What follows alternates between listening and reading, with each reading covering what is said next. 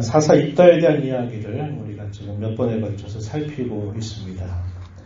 우리가 지난 시간에 살폈던 내용은 이 암몬과 이스라엘의 운명적인 전쟁을 앞두고 있는 상황에서 그 전쟁을 이끌어갈 만한 지휘관이 없었어요. 그래서 이 길르앗의 성읍 장로들이 입다라고 하는 사람을 찾아가서 당신이 이 전쟁에서 앞장서서 이 전쟁을 싸워달라라고 하는 부탁을 받게 된 그런 배경을 우리가 함께 살펴보았습니다.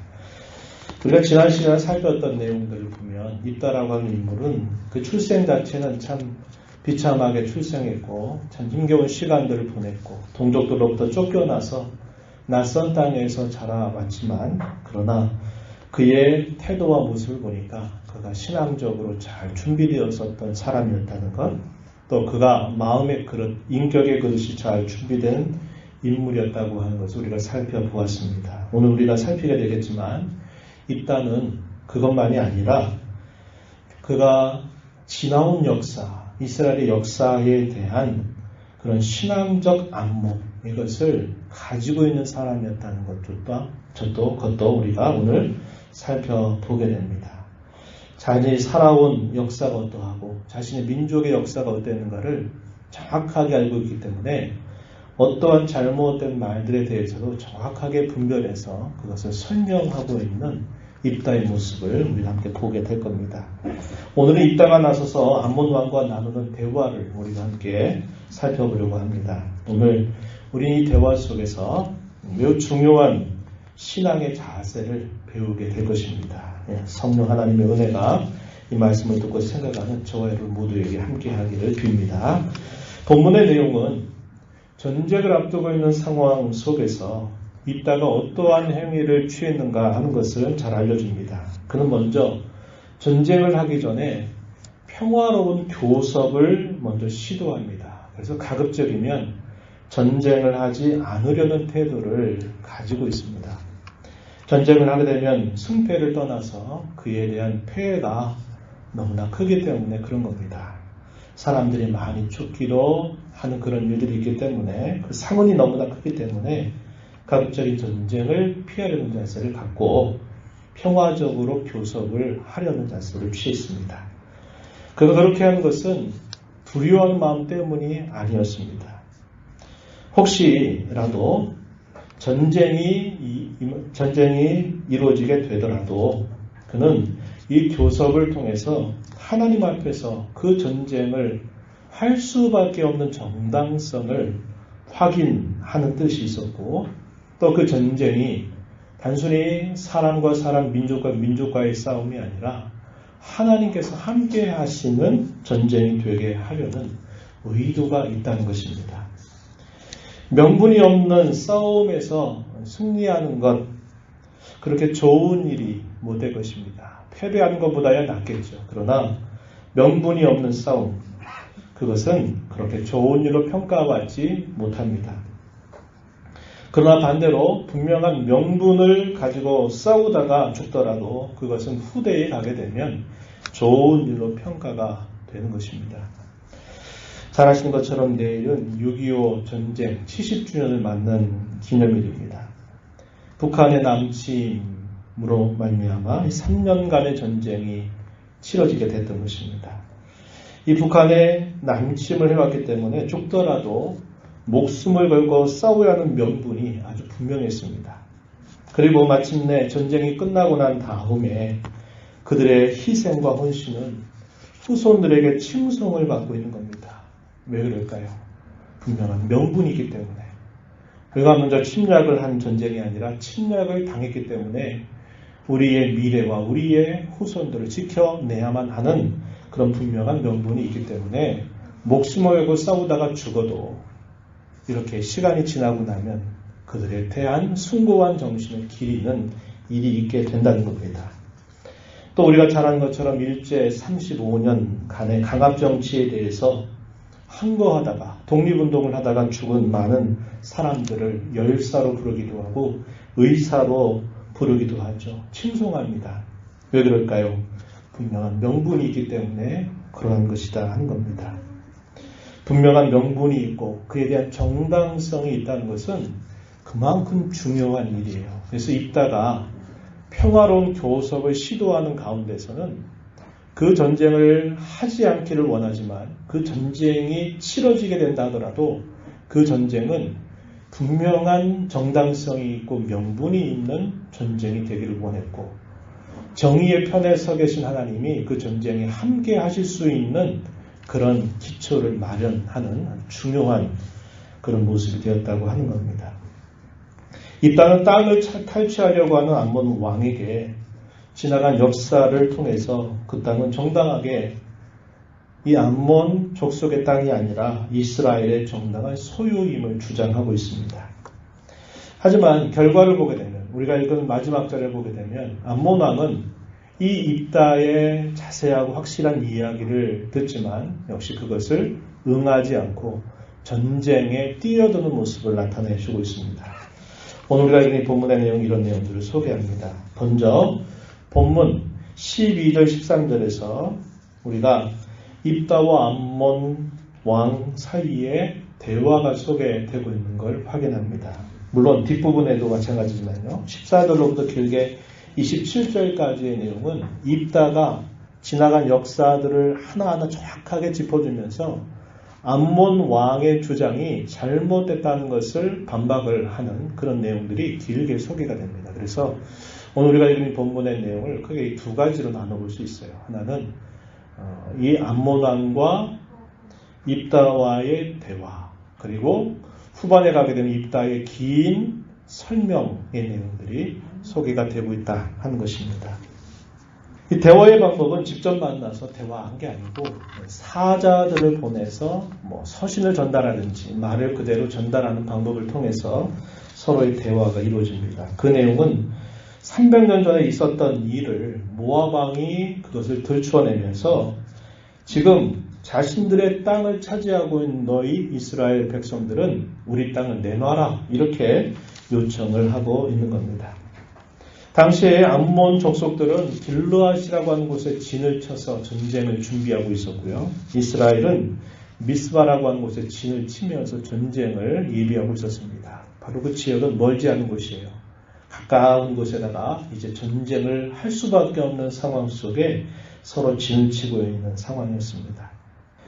입다는 평화로운 교섭을 시도했다고 그랬는데 이것은 신명기 20장 10절 말씀에 보면은 그 말씀과도 연계해서 생각해 볼 수 있는 표현입니다.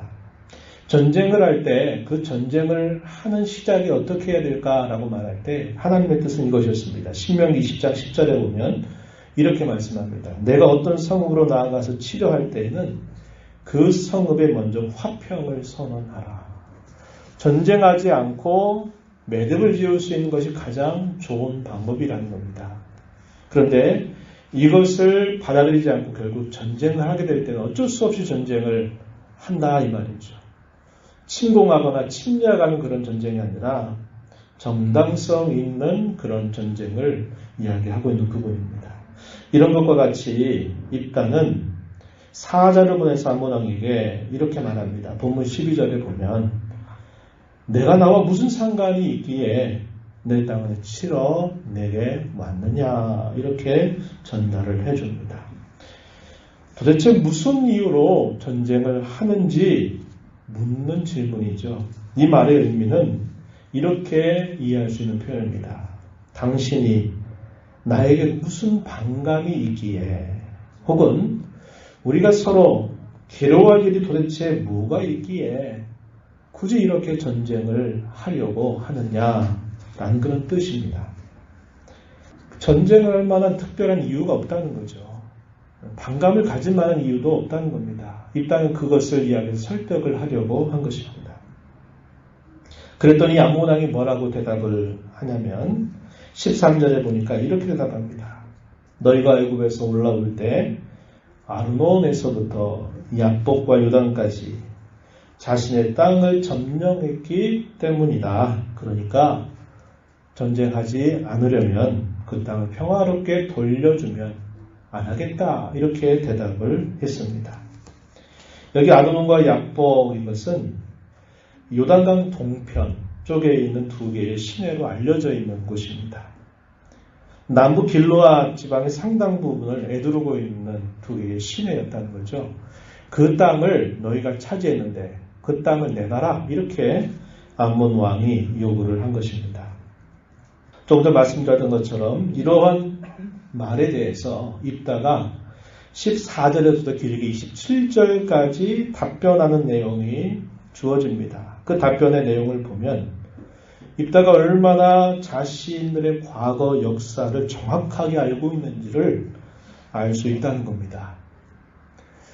그는 낯선 땅에서 어린 시절, 불우한 그런 시절을 보내면서 그가 한 20여 년 정도 지나고 난 다음에 위경의 때에 초청을 받아서 그 전쟁을 이끌어달라고 하는 부탁을 받았다고 그랬죠. 그가 하나님께 대한 신앙이 확고했습니다. 전쟁의 승패는 하나님께 달려있지 우리에게 달려있는 게 아니다 라고 하는 그의 신앙의 자세, 그리고 그를 따랐던 수많은 억울한 사람들을 거느렸던 것을 보아도 그의 인격의 그릇이 참 컸다는 것을 우리가 지난 시간에 살펴보았는데요. 그뿐만이 아니라 그가 이렇게 길게 설명하는 내용을 보면 그가 자신의 민족의 역사에 대해서 얼마나 정확하고 철저하게 알고 있는지, 이것을 우리가 볼 수 있다 하는 것입니다. 먼저 입다는 어떻게 대답을 하냐면 먼저 이렇게 대답하죠. 출애굽 이후로부터 가나안 땅에 지나온 여정을 하나하나 소개를 해줍니다. 그러면서 결과적으로는 암몬 왕이 말한 것은 틀렸다라고 이야기합니다.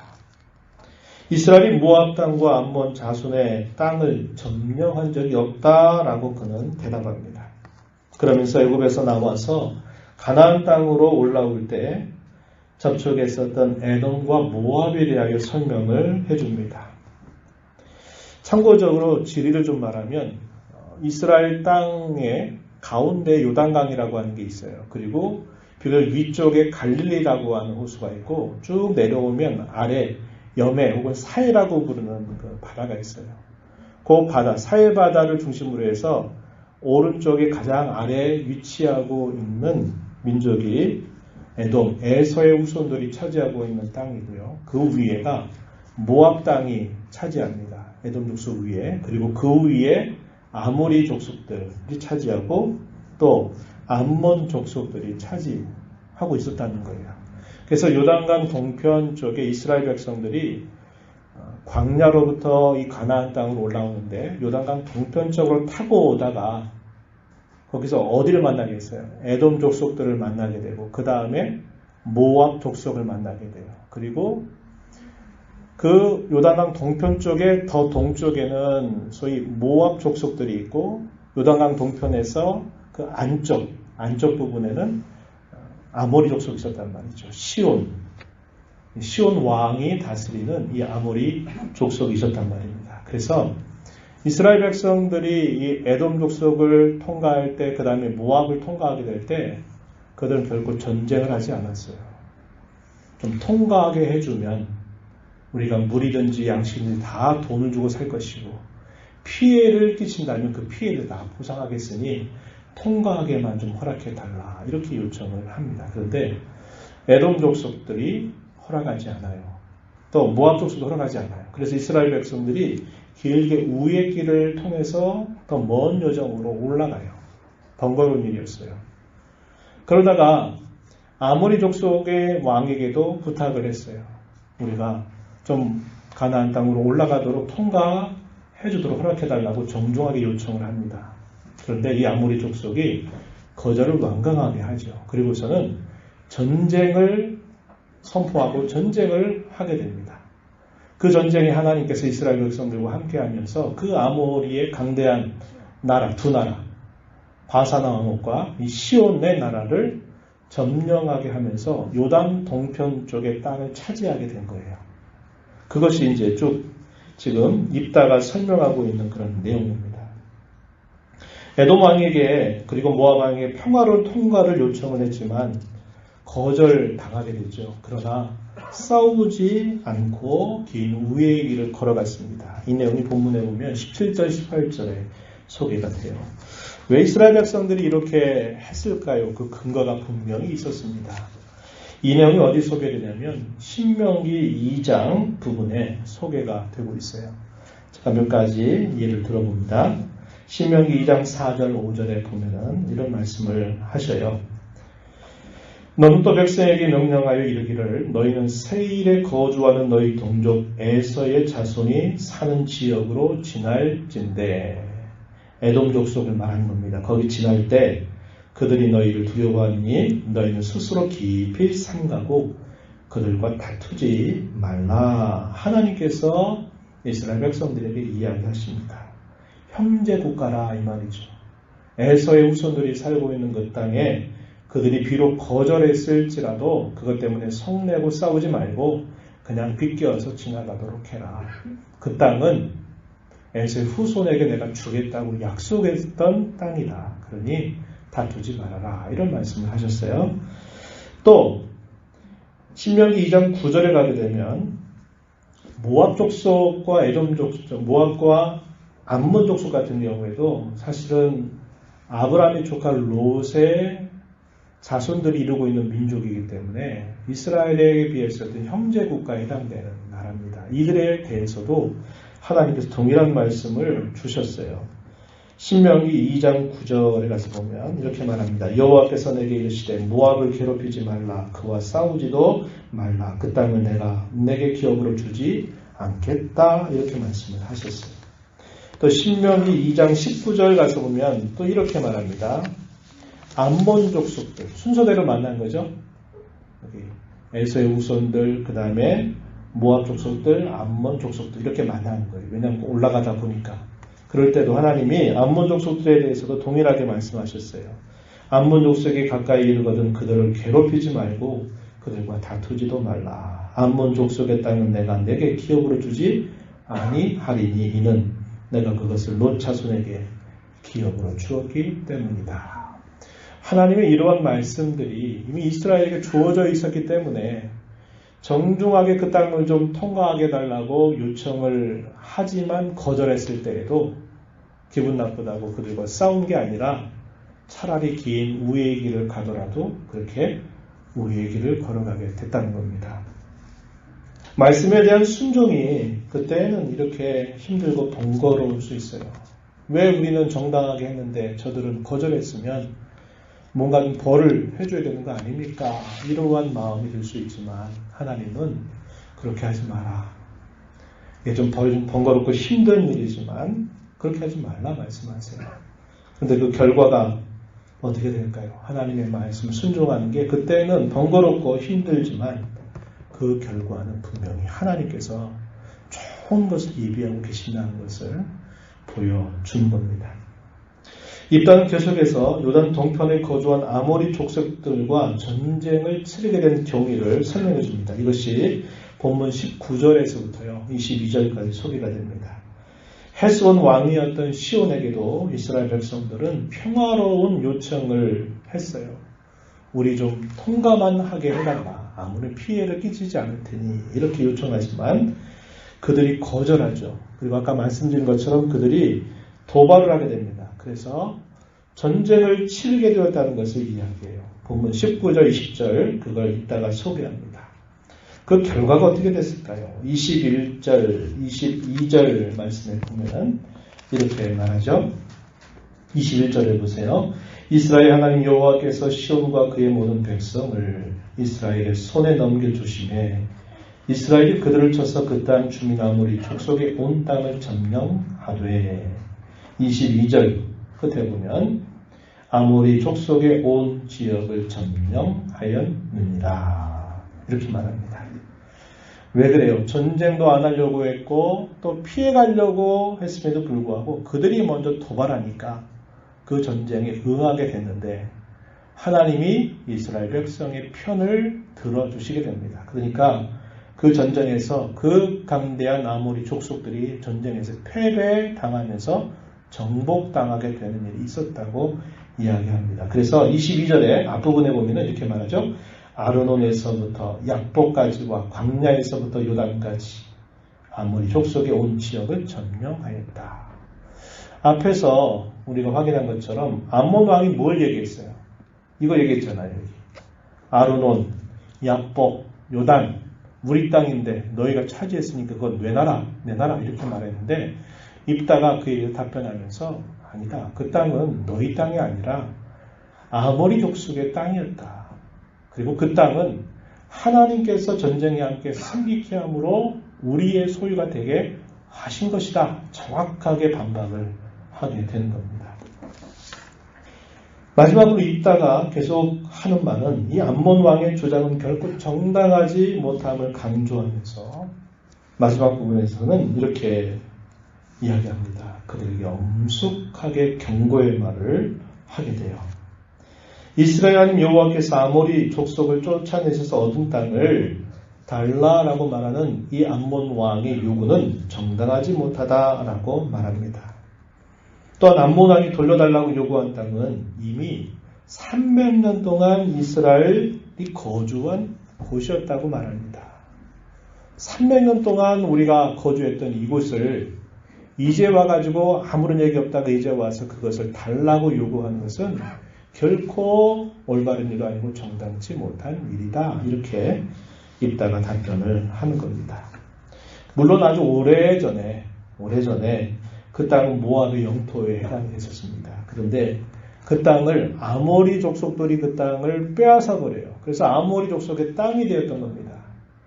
그런데 하나님께서 이 아모리 족속들이 도발하게 되니까 하나님이 이스라엘 백성들의 편을 들어주면서 그 땅이 이스라엘 땅으로 결국 복속이 되도록 하나님께서 하셨다는 거죠. 그래서 이런 역사적인 경위를 이따가 정확하게 다 짚어줘서 당신의 요구는 결코 정당한 것도 아니고 옳은 것도 아니고 틀린 것이다. 이렇게 답변을 한 겁니다. 300년이 지나고 난 다음 이제 와서 도대체 무슨 소리를 하는 거냐라고 이따가 반박을 하는 거죠. 우리가 읽은 본문 26절에 한번 보시기 바랍니다. 이렇게 말해요. 이스라엘이 헤스본과 그 마을들과 아루엘과 그 마을들과 아르논 강가에 있는 모든 성읍에 거주한 지 300년이거늘 그동안에 너희가 어찌하여 도로 찾지 아니하였느냐. 이제까지는 가만히 있더니 지금 와서 무슨 소리냐 이렇게 반박을 하는 거죠. 그리고 아모리 족속의 이 암몬 족속의 왕이었던 이 발락 같은 경우에도 발락마저도 그것을 요구한 적이 없었다. 발락이 할 수 없어서 발람 선지자를 대동해가지고 이스라엘 백성들을 저주하게 하려고 했지만 하나님이 축복하신 백성을 아무리 해도 저주가 임한 게 아니라 오히려 이 발람의 입을 열어서 이스라엘을 축복하게 하신 일을 행하셨다. 그 사실을 이야기해 줍니다. 너는 그 발락보다도 네가 더 강성하다고, 네가 더 힘이 세다고 말할 수 있느냐. 강했던 그 너희 선조 왕도 그렇게 했는데 이제 와서 무슨 그런 소리를 하느냐 이렇게 반박을 한 것입니다. 그러면서 이렇게 길게 답변을 맞춰가면서 일단은 그들의 죄악을 지적합니다. 그리고 이 모든 일들에 하나님께서 판단하실 것이다 라고 말합니다. 27절 말씀 보시면 이렇게 말하죠. 내가 내게 죄를 짓지 아니하였거늘 내가 나를 쳐서 내게 악을 행하고자 하는도다. 원하건대 심판하신 여호와께서 오늘 이스라엘 자손과 암몬 자손 사이에 판결하시옵소서 이렇게 기도하는 것이죠. 그 전쟁은 명분이 없는 전쟁이고 정당치 못한 전쟁이고 어떠한 근거도 없는 전쟁을 너는 요구하면서 전쟁을 벌이려고 하고 있는 거다. 이렇게 입다가 암몬 왕을 향해서 그렇게 말한 겁니다. 이 일에 하나님께서 분명히 판단하실 것이다. 라고 이렇게 이야기를 한 겁니다.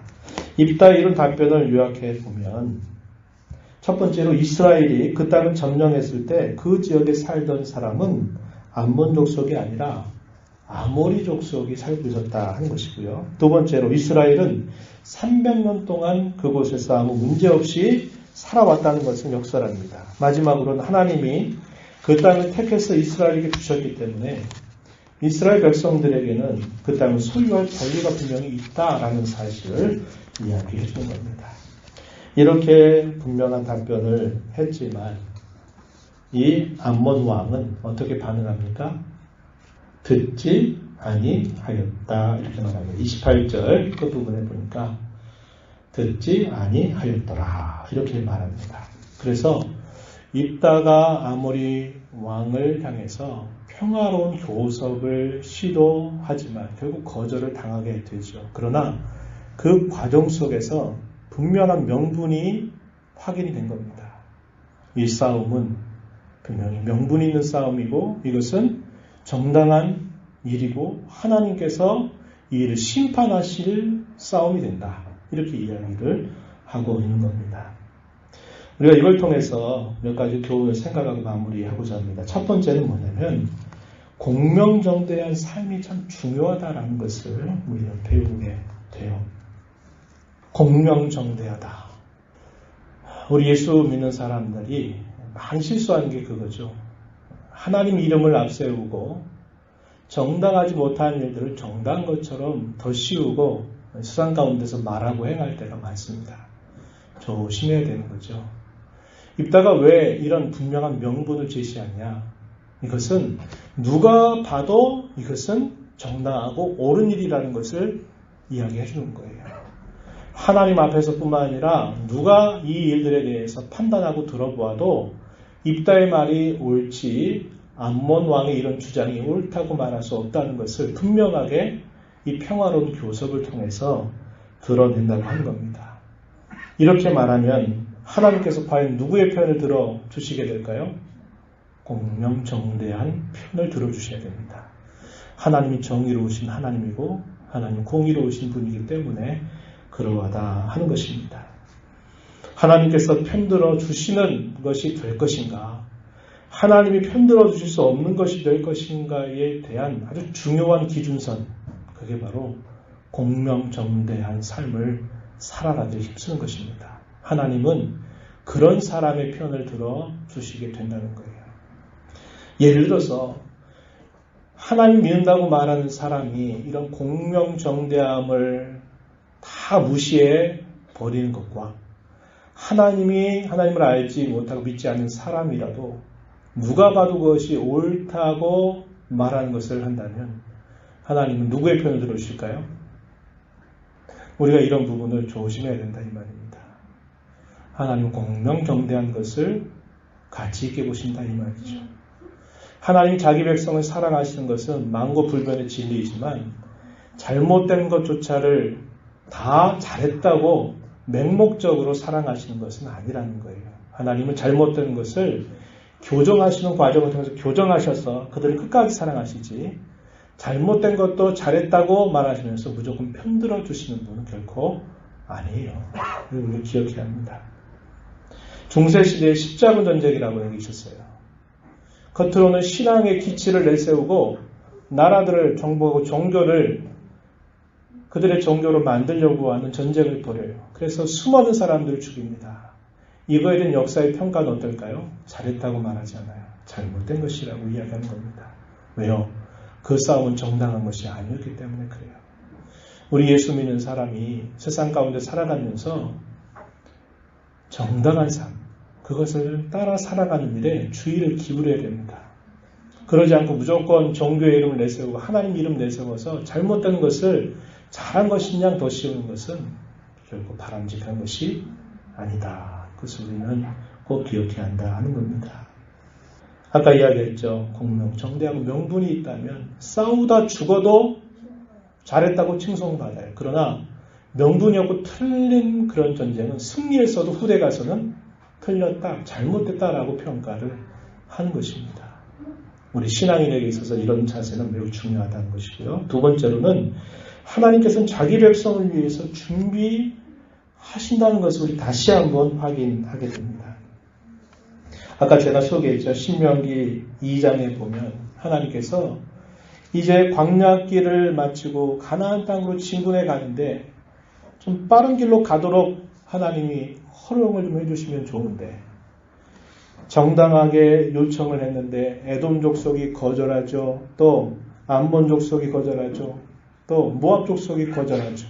이 거절을 계속 하게 된단 말이에요.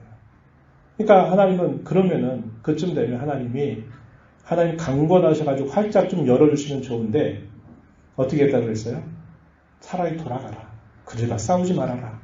번거롭고 힘든 일들을 하나님이 하라고 말씀을 하셨어요. 그런데 이 일이 결국은 시간이 흘러서 어떻게 됐냐면 어떤 일이 있게 될 것인가를 하나님이 내다보시면서 그때는 번거롭고 힘든 일이지만 그렇게 하라고 말씀을 하셨다는 것을 우리는 배우게 되는 겁니다. 에서의 자손과 모압과 암몬과 싸우지 말고 좀 번거롭더라도 돌아가라 이렇게 말씀을 하셨어요. 그런데 나중에 가서 보면은 또 이런 말씀이 있어요. 신명기 23장 3절에 보면 이런 말씀이 있습니다. 여호와의 총회에 들어올 수 없는 자에 대해서 분명히 선을 그을 때 누가 포함이 됐냐면 이 암몬 족속과 모압 사람들은 여호와의 총회에 들어오지 못한다라고 이렇게 이야기를 하셨다는 거죠. 그들에게 속한 자는 10대뿐 아니라 영원히 여호와의 총회에 들어오지 못할 것이다 이렇게 말씀을 하셨어요. 왜 그랬을까요? 이스라엘 백성들이 그렇게 평화롭게 분명한 정당하게 하겠다고 요청을 했음에도 불구하고 그것을 다 거절한 것에 대한 그들의 결과치가 바로 그렇게 되었다는 것을 보여주게 되는 겁니다. 오늘 우리가 읽은 이 말씀 속에서 입다가 그 전쟁의 정당성을 어디에 찾는 거예요? 바로 그 사건에 찾는 겁니다. 그때는 번거롭고 그때는 힘들게 하고 괴롭게 하는 것처럼 보였는데 후대에 분명한 명분이 서도록 하나님께서 이 일들을 예비해 주셨다는 것을 보게 된다고 하는 겁니다. 하나님은 그렇습니다. 저와 여러분의 삶 속에서도 장차 우리의 인생 속에 있게 될 일들을 미리 내다보시면서 지금을 준비해 가시는 분이라는 것을 우리가 꼭 잊지 말아야 합니다. 그리고 하나님께서 우리에게 하시는 말씀을 깨닫게 하실 때는 그게 번거롭고 힘들더라도 순종하는 자세를 갖는 것이 우리의 미래를 향한 확고한 준비가 된다는 것을 우리는 알게 되는 것이죠. 마지막으로는 사람의 전쟁이 아니라 하나님의 전쟁이 되게 해야 한다는 겁니다. 입다가 본문, 우리가 읽은 본문 21절, 22절에서 이렇게 말하죠. 하나님께서 함께 하신다면 그 어느 누구도 이스라엘과의 전쟁에서 승리할 수 없다라는 사실을 분명하게 경고했어요. 21절 한번 잠깐 보세요. 이렇게 말합니다. 여호와께서 이스라엘의 손에 넘겨주시매 이스라엘이 점령하였다 이렇게 표현했죠. 22절 끝에서도 온 지역을 점령하였다라고 말합니다. 중요한 표현이 뭘까요? 여호와께서 이스라엘의 손에 넘겨주셨다. 그러니까 어떤 결과 나왔어요? 이스라엘이 점령했다 이렇게 나오는 겁니다. 여호와께서 함께 하시는 전쟁이 되니까 결국 이스라엘의 승리로 그 결과가 주어졌다는 것을 이야기해 주죠. 또 24절 말씀에 보면 또 이런 표현이 있어요. 이렇게 말합니다. 24절의 하반절 보면 이렇게 말해요. 우리 하나님 여호와께서 우리 앞에서 어떤 사람이든지 쫓아내시면 그것을 우리가 차지하리라. 강조점 어딜까요? 여호와께서 어떤 사람이든지 그 어떤 민족이라든지 그 어떤 강대한 족속이라든지 여호와 하나님이 쫓아내시면 우리는 그 땅을 차지하게 된다. 이렇게 입다가 이야기하고 있는 겁니다. 전쟁은 벌어지게 됩니다. 우리 다음 시간에 보게 될 거예요. 결과가 어떻게 됐을까요? 암몬 족속들이 패배하게 되죠. 싸움의 승리는 이미 예고된 것입니다. 지나온 역사 속에서 하나님이 그렇게 하셨던 것처럼 이제도 너희가 똑같이 그렇게 한다면 너희 또한 똑같은 패배를 당하게 되고 말 것이다 라고 입다는 경고를 하게 된 겁니다. 여러분 우리가 이 땅에 살면서 우리 자신이 하나님의 편에 서는 게 굉장히 중요해요. 하나님 편에 서는 게 중요합니다. 여호와께서 우리를 편들어 주신다. 자기 백성들을 편들어 주신다. 맞는 말이에요.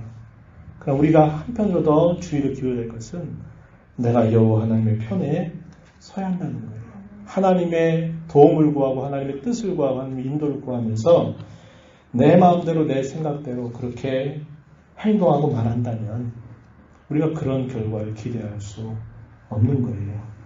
입다의 이러한 긴 이야기는 하나님이 함께 하실 수밖에 없는 전쟁이 되도록 그는 그 과정을 준비한 거예요. 결과는 예고된 겁니다. 승리가 예고되었다는 것을 우리는 알게 돼요. 그래서 우리가 어떤 삶을 살아가는지 간에 우리가 살아가는 어떤 역경이든지 영적인 싸움이든지 그것을 극복하고 승리하고 인내하고 견뎌나가고 하려고 한다면 우리는 그것이 내가 하는 일이 되지 않도록 해야 되고 하나님께서 함께 하신 일이 되도록 그의 편에 서는 일에 힘을 기울여야 하는 겁니다.